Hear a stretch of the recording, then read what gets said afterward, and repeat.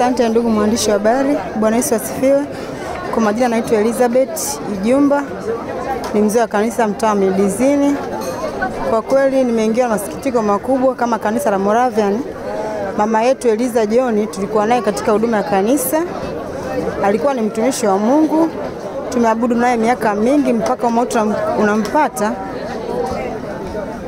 Ni jambo la kumshukuru Mungu kwa sababu kila mtu amesema atonja nafsi. Kwa kweli kama sisi mtaa Midizini tumeumia, ndio maana tuko hapa kuanzia tukio lilipotokea mpaka leo. Bwana Yesu asifiwe. Na mwisho ninashuhudia kwa mama, tumeanza naye siku nyingi tangia tuko na miaka 19 na kuja Dar es Salaam tuko naye tunahudumu na mpaka leo hii walikuwa bado wanaendelea kumtumikia Bwana. Mwisho mwandishi wa habari mwaka jana pamoja na udhaifu wake, ni miaka 5 au 6 alikuwa anaumwa. Lakini pamoja na udhaifu wake alikuwa bado anatumikia Mungu. Mwisho mwaka jana kwa kushuhudia kwa macho yangu mimi mwenyewe, wametoa sadaka ya kumpendeza Mungu ya ujenzi pale kanisani kwetu. Tunaendelea na ujenzi. Kwa kweli tuna masikitiko mengi. Unapompoteza mwenzako kila nafsi inakuwa inaumia. Lakini sisi kama mtaa Midizini tumeumia sana.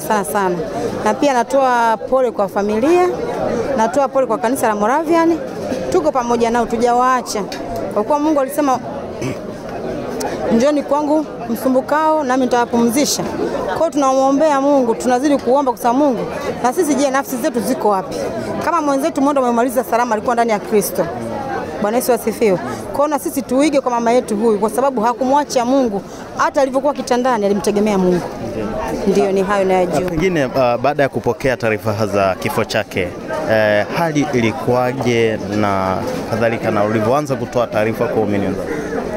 Kwa kweli tulipokea taarifa kama masikitiko sana, manake ilikuwa ni Jumapili tuko kanisani ibadani. Basi mtumishi akatangaza, jamani tumeondokewa na mpendwa wetu Elizabeth. Kwa kweli kanisa zima liliumia, tulipokea kwa masikitiko makubwa sana. Kwa hiyo tunaungana na familia kuambia pole sana pengo kwa kanisa letu la Moravian Kigamboni.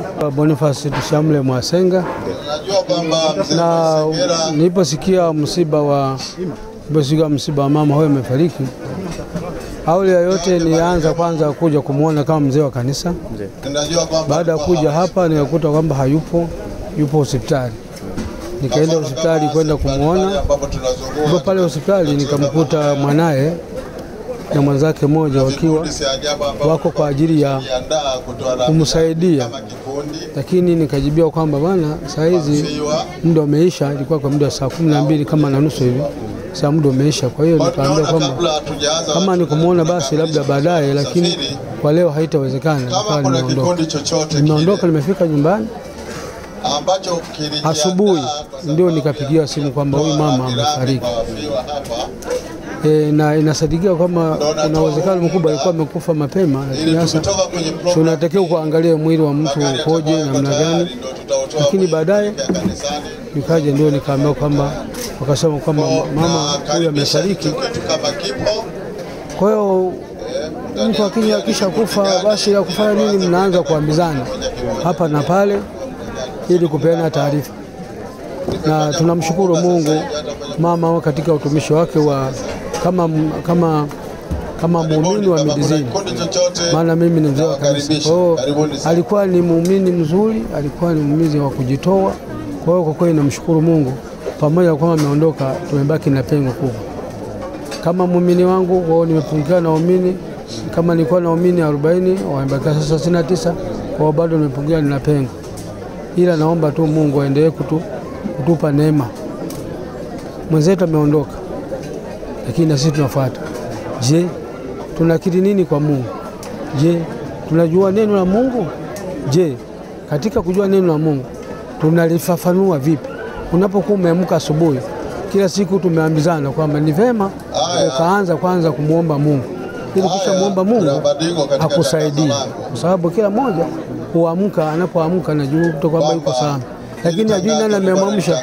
Kumbe Mungu ndio anampa nafasi ya kuweza kujua na kufanya mbele yake na nini. Kwa hiyo niombe kila mmoja kwa jinsi ambavyo mwenzetu amelala, saa hizi anayezungumza sio yeye, ni sisi tunazungumza kwa niaba yake. Bila yeye tusingeweza kuzungumza. Tunamshukuru Mungu tumefika hapa, lakini Mungu aendelee kututinda, kutia nguvu tujue neno la Mungu linasema nini, ili uweze kutusaidia hapo baadaye basi tuweze kwenda sawa sana jinsi atakavyokuwa anatuagiza Mungu. Kwa sababu ya leo nalijua kutoka nyuma, lakini la mbele silijui. Mungu ndiye anayejua anavyotembea anafanya nini. Mungu anayejua atakavyoondoka. Kwa hiyo mwenzetu ameondoka, ameacha ya kwake, amekwisha. Na mimi sasa, mimi na wewe tunafanya nini? Tunamtafutaje Mungu ili tuweze kwenda sana mbele. Katika hilo mimi niliona hivyo, tuzungumze basi, tuwaambie na wengine wanapokuwa wapo makanisa, wanapokuwa wanakwenda kwenye msiba, wajue kufa kupo. Hakuna mtu ambaye ataishi duniani hapa kwa muda mrefu. Kwa hiyo mimi yangu na sasa niishie hapo, lakini niseme tu kwa mama amelala, ametuunganisha si